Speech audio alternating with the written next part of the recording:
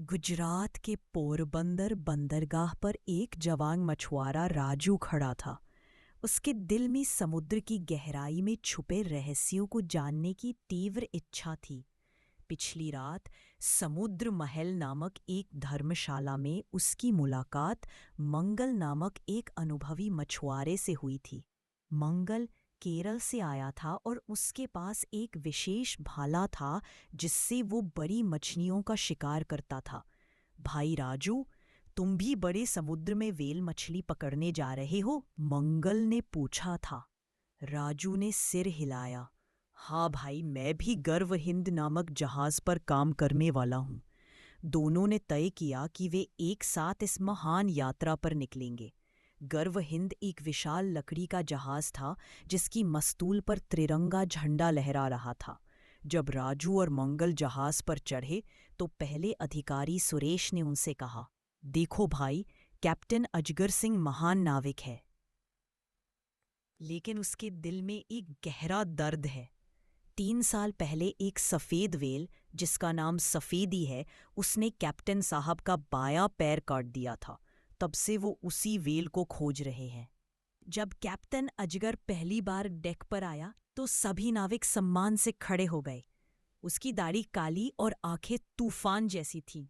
उसका बायां पैर लकड़ी का था और वो एक मोटी छड़ी का सहारा लेकर चलता था। एक सप्ताह बाद कैप्टन अजगर ने सभी नाविकों को इकट्ठा किया। उसने एक सोने का सिक्का मस्तूल पर ठोका। सुनो मेरे वीर साथियों, उसकी आवाज शेर की दहाड़ जैसी गूंजी।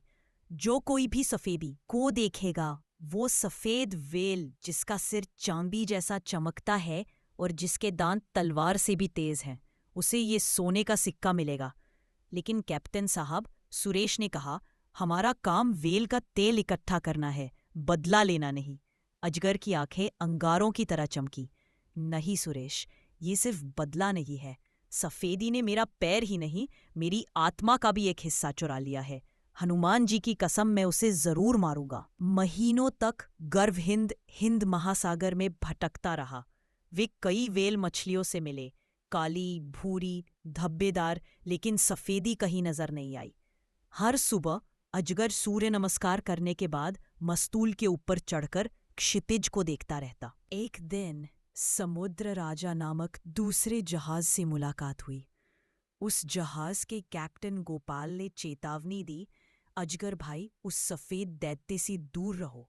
उसने हमारी 5 लोगों को मार डाला है। वो कोई साधारण व्हेल नहीं है, वो जैसे समुद्र का राक्षस है। लेकिन अजगर ने हंसकर कहा, राक्षस हो या देवता, मैं उसे जरूर मारूंगा। यही मेरी किस्मत है। आखिरकार वो दिन आ गया जब मास्तूल के ऊपर से किसी ने चिल्लाकर कहा, व्हेल, सफेद व्हेल, सफेदी दिख रही है। समुद्र में एक विशाल सफेद साया दिखाई दिया। सफेदी इतनी बड़ी थी कि लगता था जैसे कोई सफेद पहाड़ पानी में तैर रहा हो। उसका सिर चांदी की तरह चमक रहा था और उसकी आंखें काले हीरे की तरह थी। अजगर ने त्रिशूल जैसा भाला उठाया। आज मेरा इंतजार खत्म होगा। हे महादेव, मुझे शक्ति दो। 3 दिन तक महाभारत जैसी लड़ाई चलती रही। सफेदी अपनी पूरी शक्ति से लड़ रही थी। वो नावों को उलटती, भाले तोड़ती और अपनी पूंछ से पानी में तूफान मचाती। राजू और मंगल भी अपने कैप्टन के साथ लड़ रहे थे। कैप्टन साहब, हम आपके साथ हैं, राजू चिल्लाया। तीसरे दिन अजगर ने गायत्री मंत्र पढ़कर आखिरी बार सफेदी पर भाला फेंका, लेकिन भाले की रस्सी उसके गले में उलझ गई। जैसे ही सफेदी गहरे पानी में गई, वो अजगर को भी अपने साथ ले गई। वेल, तू मुझे मारती है, लेकिन मैं तुझे कभी नहीं छोड़ूंगा। जय हिंद। ये अजगर के आखिरी शब्द थे। सफेदी फिर सामने आई और पूरी शक्ति से गर्व हिंद जहाज पर हमला किया। जहाज टूटकर समुद्र में डूब गया। सिर्फ राजू बच गया, मंगल की लकड़ी की नाव के सहारे। जब राजू को भारत माता नामक दूसरे जहाज ने बचाया तो वो इस कहानी को दुनिया के सामने लाया। उसमें कहा, मैंने देखा है कि जब इंसान का जुनून हद से ज्यादा हो जाता है तो वो अपने साथ साथ दूसरों को भी बर्बाद कर देता है।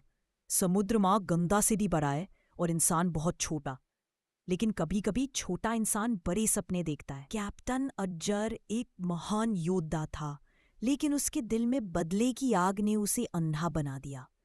हमें उससे यह सीख मिलती है कि क्रोध और बदले की भावना हमारे विनाश का कारण बन सकती है।